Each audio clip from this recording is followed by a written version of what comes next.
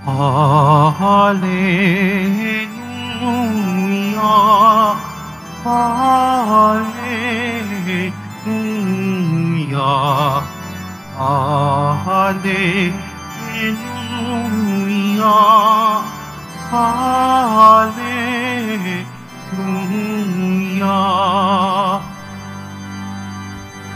Ang tinig ko'y pakikinggan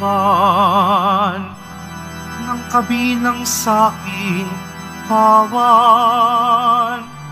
Ako'y kaninang susundan. Hallelujah,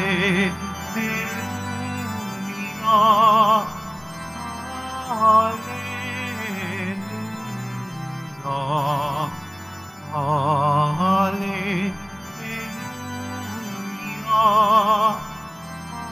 Hallelujah.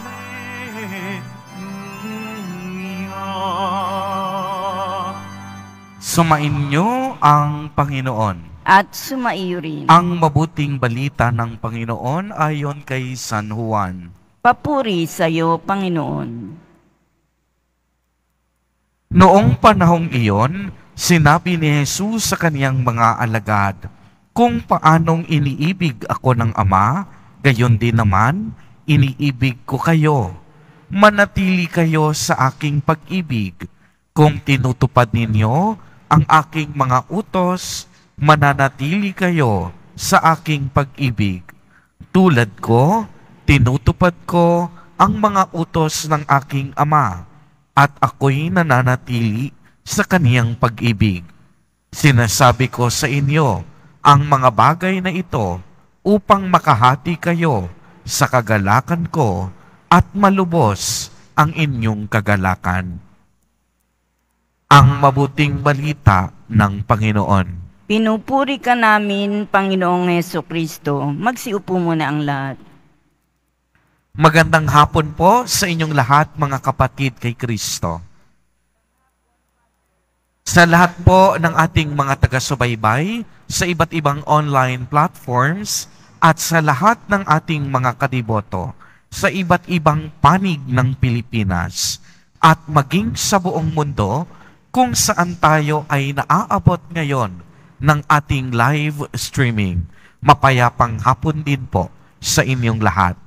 Purihin at dakilain natin ang ating Panginoon, ang mahal na poong Jesus Nazareno.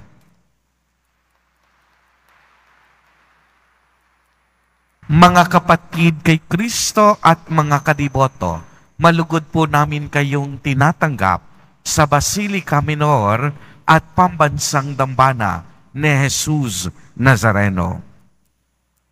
Kung pag-uusapan po natin ang salitang pag-ibig, kulang po ang isang araw sa pagbabahaginan.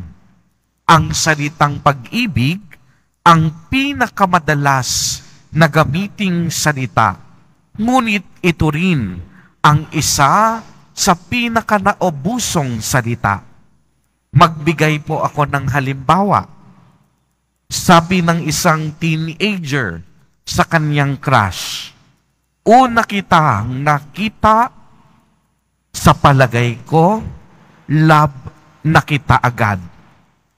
Sabi naman nung isang hugot line, "Ang pag-ibig mo para sa kanya, parang domino.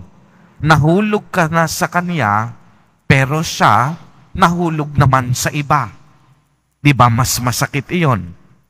May isang hugot line naman na nagsasabing ganito, "Ang pag-ibig ay hindi lang basta emosyon na nararamdaman, kung hindi isang desisyon na dapat panindigan din." Tunay ngang ang pag-ibig ay isa sa hindi nauunawaang salita sa mundo. Sapagkat ang tunay na pag-ibig ay hindi lamang basta yung pangkaraniwang nakikita, naririnig natin sa mga teleserye at pelikula. Ngunit ang tunay na pag-ibig ay mas malalim at mas makabuluhan pa kaysa maaari nating maisip at madama. Mga kapatid kay Kristo at mga kadiboto, wala pong bagay ang hindi saklaw ng pag-ibig. Uulitin ko po, wala pong bagay sa mundong ito ang hindi saklaw ng pag-ibig. Dahil sa pag-ibig, pagmasdan po ninyo, natututo tayo dapat magpatawad at maging mahabagin. Ang Diyos ay may walang hanggang disposisyon na magbigay ng puwang ng kapatawaran at pagmamalasakit sa lahat. Kaya nga, ang pag-ibig ay hindi lang basta pakiramdam sa pagitan ng tao. Ito ay isang banal na kapangyarihan na matatagpuan sa puso ng bawat nananalig at sumasampalataya sa Diyos. Uulitin ko po, ang pag-ibig hindi lang basta emosyon o pakiramdam. Ang pag-ibig ay isang banal na kapangyarihan na matatagpuan sa puso ng bawat tunay na nananalig at sumasampalataya sa Diyos.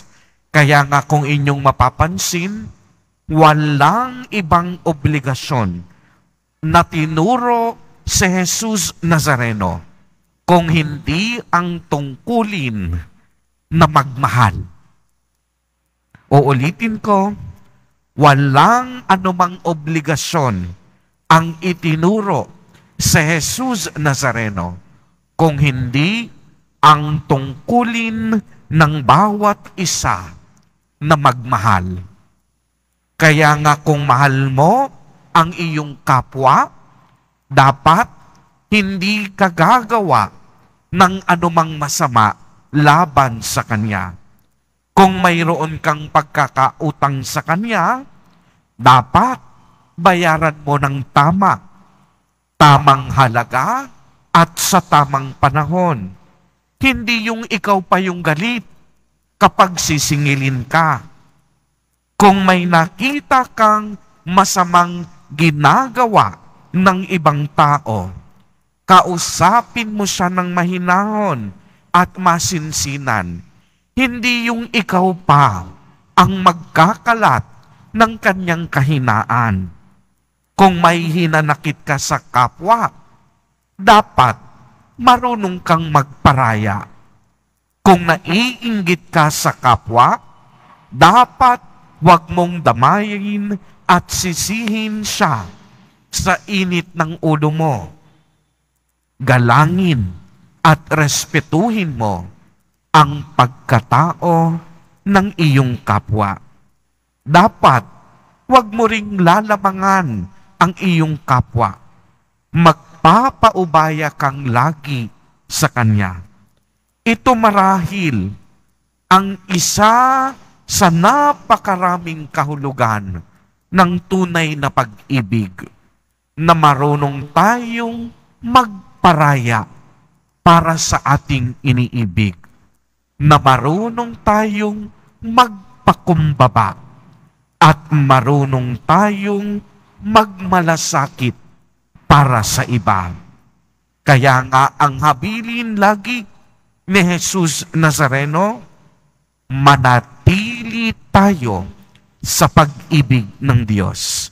Maliwanag pong narinig natin sa araw na ito, sa ating ebanghelyo, ang pahayag ni Jesus Nazareno kung paanong iniibig ako ng Ama, gayon din naman, iniibig ko kayo. Manatili kayo sa aking pag-ibig. Kaya nga, kung tinutupad ninyo ang aking mga utos, mananatili kayo sa aking pag-ibig. Mga kapatid kay Kristo at mga kadiboto, sa pagpapatuloy po ng ating banal na Eucharistia. Tayo nawa ay matutong umibig ng tunay at totoo. Matuto tayong magparaya. Matuto tayong magmalasakit para sa kapwa. Sa kadahilanang ang ating mahal na poong Jesus Nazareno ay Diyos ng pag-ibig. Amen. Purihin at dakilain natin ang ating Panginoon, ang mahal na poong Jesus Nazareno.